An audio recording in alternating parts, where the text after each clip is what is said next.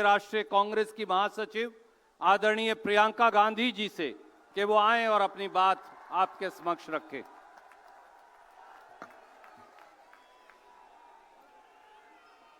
आदरणीय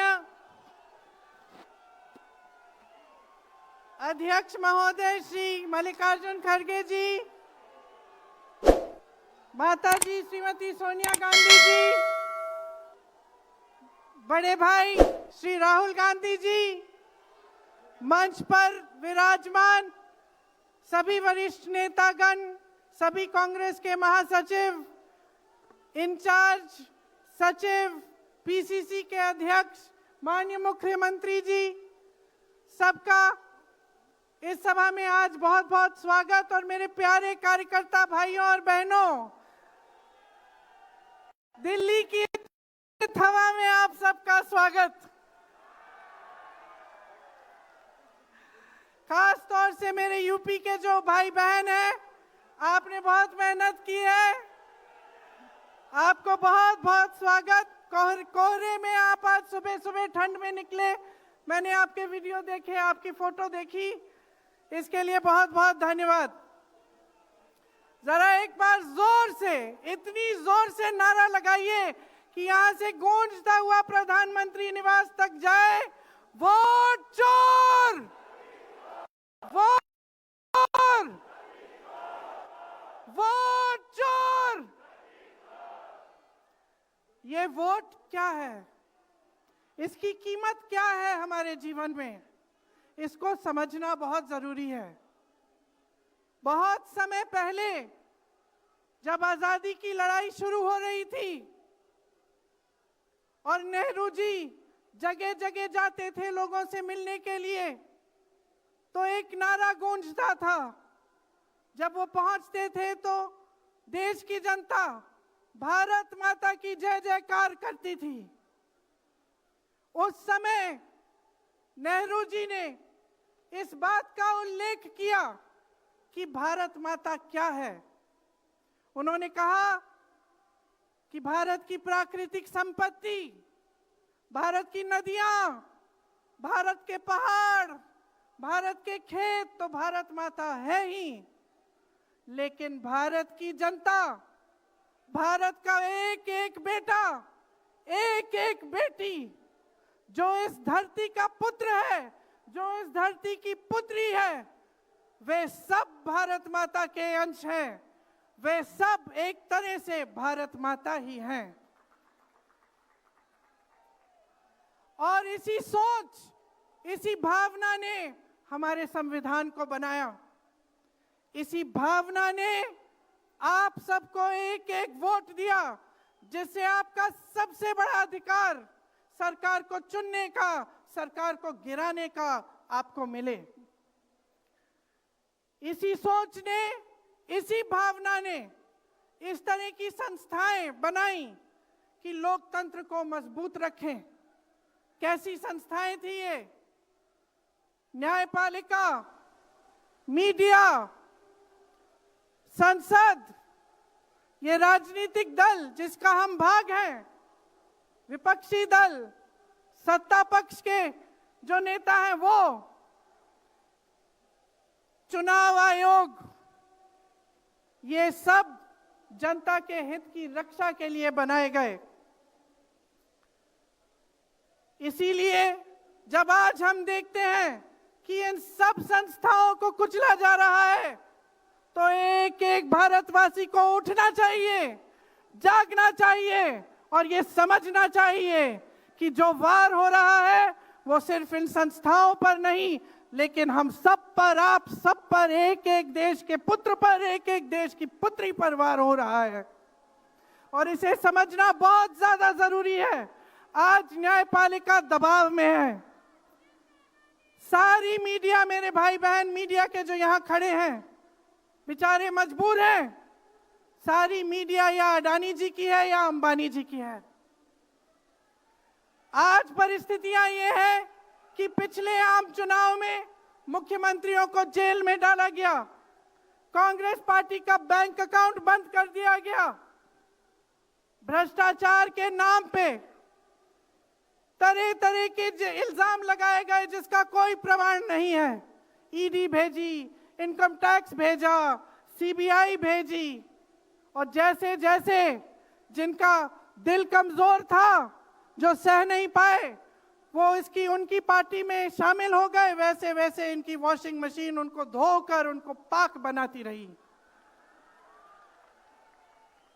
आज संसद को देखिए, मुश्किल से एक सत्र में एक दो बहस होती है।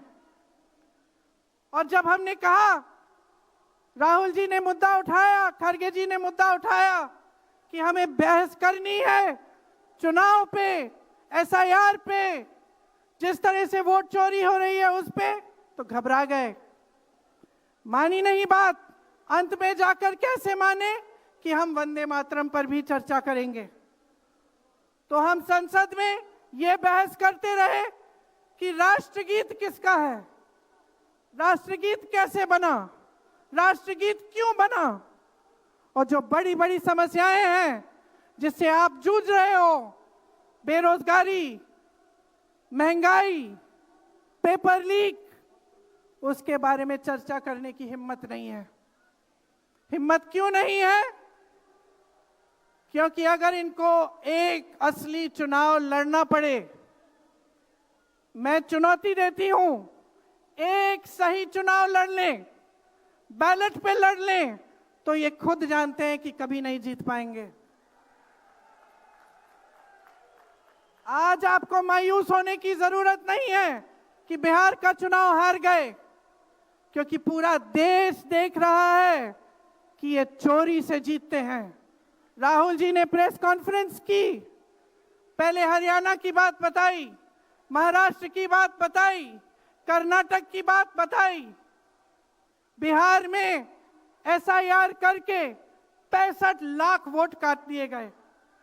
और अगर ये सारे प्रमाण आप अलग कर दें तो एक साफ और साधारण बात सामने आती है।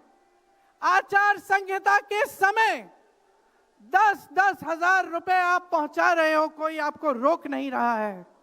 चुनाव आयोग आंख बंद कर रहा है, आंख मूंद रहा है। तो अगर ये चुनाव चोरी नहीं है तो क्या है? इनके पास जवाब ही नहीं है। ये जानते हैं कि आज के दिन जनता इनसे नाराज है। देखिए, हिले हुए लगते हैं। संसद में मैं देखती हूं, आत्मविश्वास घट गया है, आंखों में आंख मिलाकर नहीं देख पाते, सामने से गुजरते हैं तो यूं आंख झुका देते हैं। आत्मविश्वास कम हो गया है, घट गया है, अपने आप में विश्वास घट गया है, क्योंकि जनता का विश्वास भाजपा से, इनकी सरकार से, प्रधानमंत्री मोदी जी से, अमित शाह जी से सबसे हट चुका है।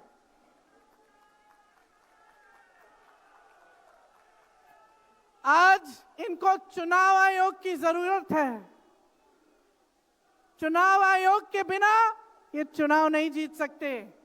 और याद रखिए, चुनाव आयोग के जो मुख्य 3 अधिकारी हैं, उनके नाम आप याद रखिए, कभी मत भूलिए इनके नाम, क्योंकि ये आज हमारे लोकतंत्र पर वार कर रहे हैं। इतिहास में कभी ऐसा नहीं हुआ कि पूरा विपक्ष कह रहा है कि हमें विश्वास नहीं है चुनाव आयोग में, इन चुनाव में हमारा विश्वास नहीं है, ये चुनाव ठीक ढंग से नहीं किए जा रहे हैं।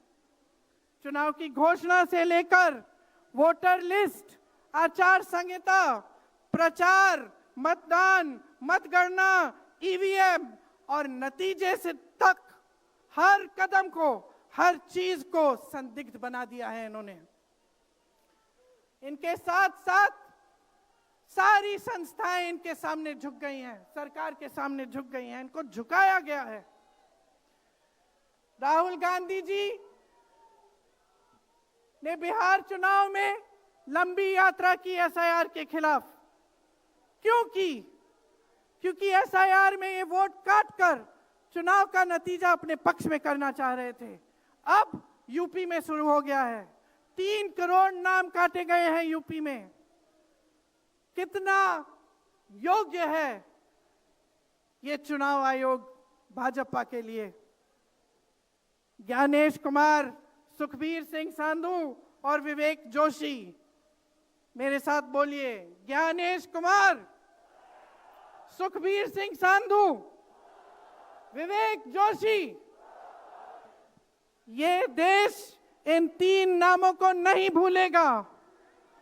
ये चाहे कितने भी बड़े बड़े ये कितने भी इंतजाम कर लें इन लोगों को बचाने के लिए, एक दिन इन्हें इस देश को जवाब देना पड़ेगा कि किस तरह से इन्होंने हमारे वोटों का अधिकार हमसे छीनने की कोशिश की, किस तरह से इन्होंने साजिश रची। हर मोर्चे पर यह सरकार विफल है, हर मोर्चे पर। आज डॉलर 90 रुपए का हो गया है। जब 60 रुपए का हुआ था तो कौन रो रहा था सड़कों पे? कौन रो रहा था सड़कों पे? नरेंद्र मोदी जी बार बार कहे जा रहे थे, आज क्यों नहीं बोल रहे हैं डॉलर पे? निर्यात लगातार घट रहा है, आयात महंगा हो रहा है, विदेश नीति फेल हो गई है इनकी। हाथ पकड़ के चलते हैं ट्रंप जी के साथ, बड़े बड़े राष्ट्रपतियों के साथ, लेकिन जब समय आता है तो देश के साथ कोई खड़ा नहीं होता। यह है इनकी विदेश नीति। और इनकी नीति कि देश की सारी संपत्ति अपने दो चेलों को, अडानी जी और अंबानी जी को पकड़ा देते हैं। यहां देश का नौजवान महंगाई से जूझ रहा है, बेरोजगारी से जूझ रहा है, पेपर देता है, लीक हो जाता है, कोई उसकी सहायता नहीं है, नशे की तरफ जा रहा है, बैटिंग ऐप में पूरे दिन बिताता है। और बैटिंग ऐप चलाया कहां से जा रहा है? कहां से चलाया जा रहा है? सूत्रों के मुताबिक प्रधानमंत्री के ऑफिस में ही एक शख्स ने बैटिंग ऐप के साथ में घोटाले किए हैं। इसकी चर्चा होती है क्या सदन में? क्यों नहीं होती? आपकी बेरोजगारी की चर्चा होती है, महंगाई की चर्चा होती है, मेरी बहनें यहां खड़ी हैं, आपकी सुरक्षा की चर्चा होती है। न सदन में होगी, ना बड़ी बड़ी रैलियों में करेंगे ये लोग, ना आपके पास आकर आपसे बात करेंगे, आपके हालचाल पूछेंगे, आपसे पूछेंगे कि किस संघर्ष से आप गुजर रहे हो, कैसे जी रहे हो। क्योंकि हिम्मत नहीं रही इनकी, हिम्मत नहीं रही। जो था, जो बना था, जो 75 सालों से सबने संघर्ष करके बनाया था, वो सब तमाम बिगाड़ रखा है। तो मैं यहां लंबी बात नहीं करना चाहती, आपसे सिर्फ ये कहना चाहती हूं कि आपका ध्यान भटकाने के लिए रोज रोज ये कोई नया मुद्दा निकालते हैं। आप खुद देख रहे हैं, आप अपना ध्यान केंद्रित करिए। ये वोट का अधिकार आपका सबसे बड़ा अधिकार है। इन्होंने सब कुछ खत्म कर दिया है, लेकिन सच्चाई आप देख रहे हैं, सच्चाई आप आज समझने लगे हैं।